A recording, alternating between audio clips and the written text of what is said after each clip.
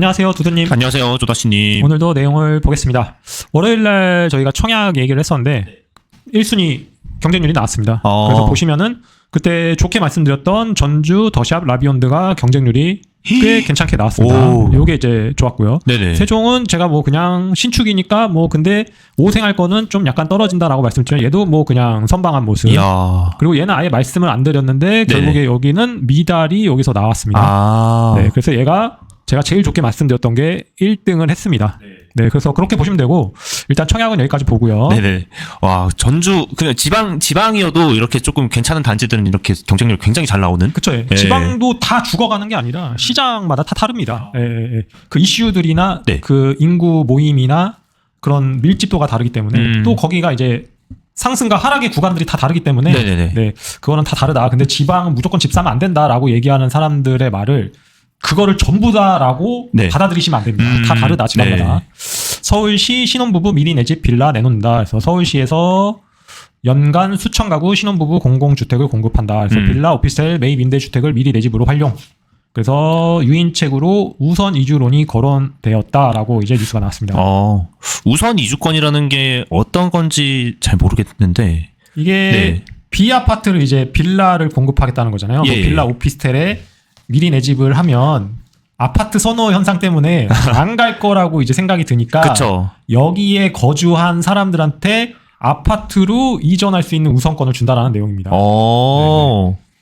그러면은 이게 저는 그렇게 좀 이해가 되거든요. 일단은 빌라가 지금 이렇게 남아 도니까 일단은 여기 먼저 살아라. 일단은 아파트는 지금 뭐 일단 들어가려는 사람도 있으니까 아파트 말고 일단 빌라에 먼저 살아. 몇 년 살고서 와라. 약간 그런 약간 먼저 살게끔 이렇게 좀 유도를 하는 약간 그런 걸로 좀 보여지는 것 같아요. 네, 88 공급 대책에서도 뭐 빌라 무제한 매입 얘기를 했었는데 그게 뭐 무제한 매입을 할지 안 할지는 모르겠지만 정부에서 그렇게 이제 하고 지금 서울시에서도 비아파트에 대해서 이런 식으로 이제 문제 해결을 해 나가려고 하는 것 같습니다. 뭐 전세 사기라든지 이런 것 때문에 비아파트에 대해서 비선호 현상들이 벌어지니까 그거에 대한 유인책 그렇게 우선 이주권을 들고 나왔다. 근데 뭐 얼마나 될지는 또 모르겠습니다. 이것도 아파트 선호 현상이 너무 강해서. 그리고 지금 뉴스를 보게 되시면 이런 내용들이 있어요. 이것도 몰리는 데만 또 몰리고 시세 대비 또 저렴해야지 또 몰리고 올림픽 파크포레온이나 뭐 메이플자이 또는 등등 아파트에 미리 내 집을 공급했지만 가격이 너무 높거나 또 출근 환경에 맞지 않거나 이런 데는 또 경쟁률이 낮고 또 어떤 데는 되게 높고 그런 상황이 벌어지기 때문에 여기 보시면 시세 대비 저렴하나 뭐 장기 거주 적합도 글쎄 그리고 4인이 20년 살다가 매매할 만한 가격 면적 아니야.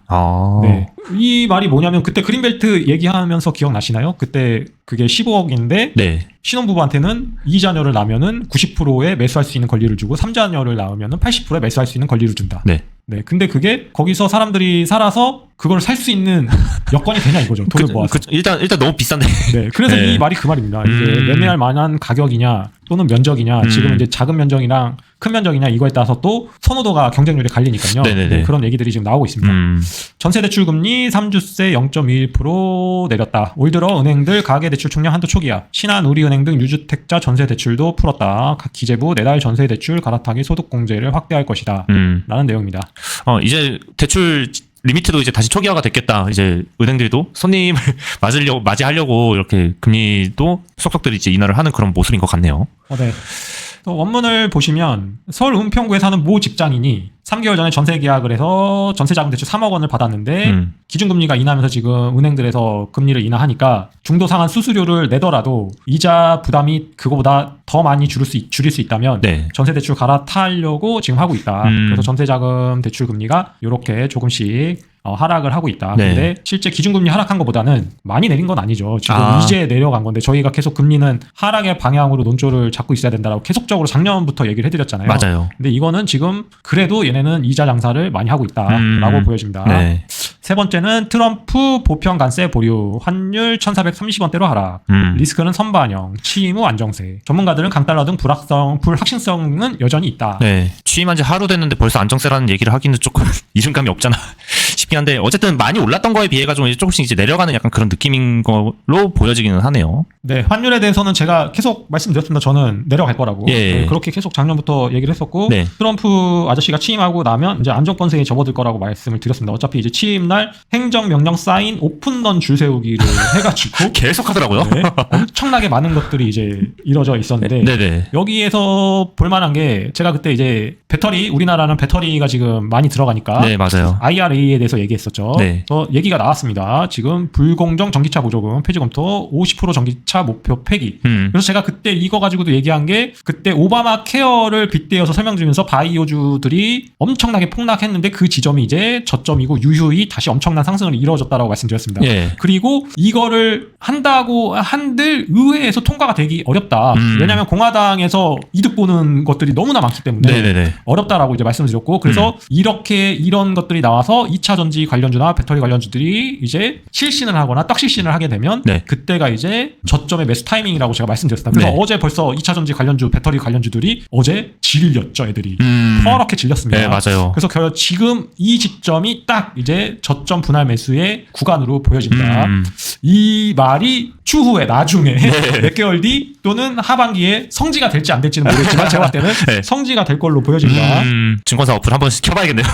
그리고 네. 트럼프 아저씨가 또 얘기한 게 국가 에너지 비상사태 선포를 하면서 석유가스 시추 계속할 것이라고 이제 얘기를 했었죠. 네. 그렇게 되면은 석유가스를 계속 시추한다. 그러면 유가에 좋은 방향이 되면서 인플레이션에 긍정적인 영향을 미칠 것으로 보여집니다. 네네네. 그래서 어쨌든 트럼프 아저씨가 취임 전에 너무나 급발진 적의 변동성, 네. 불확실성으로 변동성이 됐지만 이 취임하면서 조금 누그러진 모습입니다. 네. 그래서 이거는 다 리스크들이 선반영 여기 이 말이 딱 맞는 것 같습니다. 네. 이제 실제로 이제 실행이 되면서 이런 불확실성이 계속해서 이제 또 제거가 될 거니까 아무래도 더 이제 막 혼란스러웠었던 약간 그런 시기는 이제 조금 지나가지 않을까라는 생각이 좀 듭니다. 네. 네 번째, 탄핵 전국 속 공급난 우려 심화, 상반기 전국 분양 물량 42% 급감, 역대 두 번째로 적어 입주 물량도 감소세, 전세값은 불안하다.